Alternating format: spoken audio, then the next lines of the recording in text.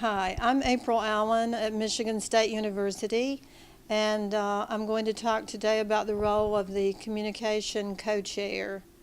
The communication co-chair is the primary contact for the program and also the spokesperson for the visiting team. And we want you to know, the program to know, we're here to help. It's not an adversarial relationship.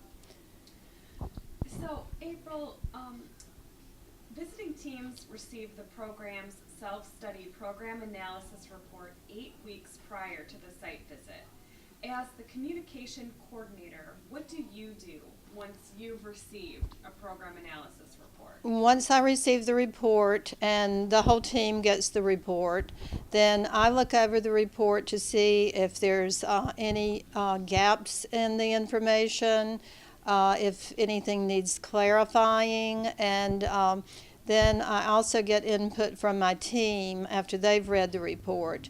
And at that time, I would contact the program to let them know, and contact CETA to let them know if there's if the report is sufficient or if there are some gaps in the PAR.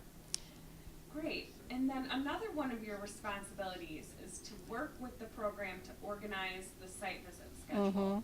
So what sorts of things are you looking for in that schedule? Well, the site visit schedule, we would like to know that there's enough time to view the student work, and also that there's enough time for the team meetings.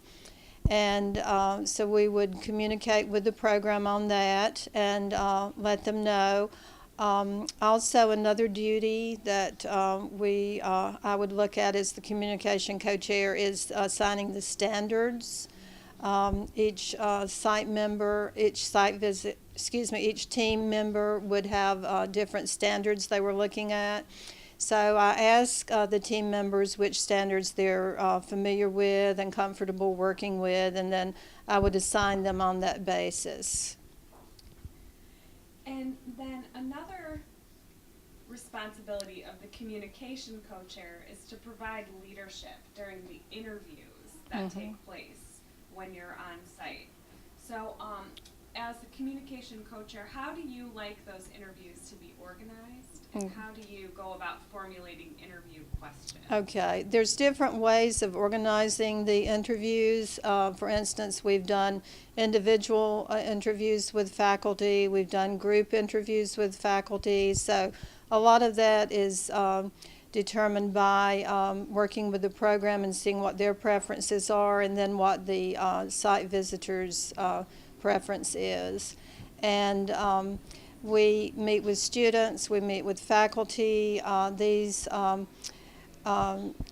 of these meetings, you should practice professional courtesy at all times with anyone that's involved in the review process.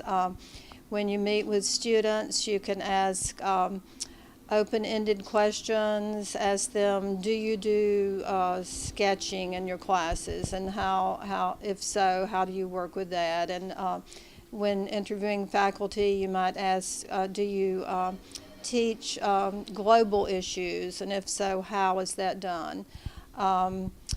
You would ask them for clarification on things. You could ask them to describe things or comment on, and phrase things in that manner.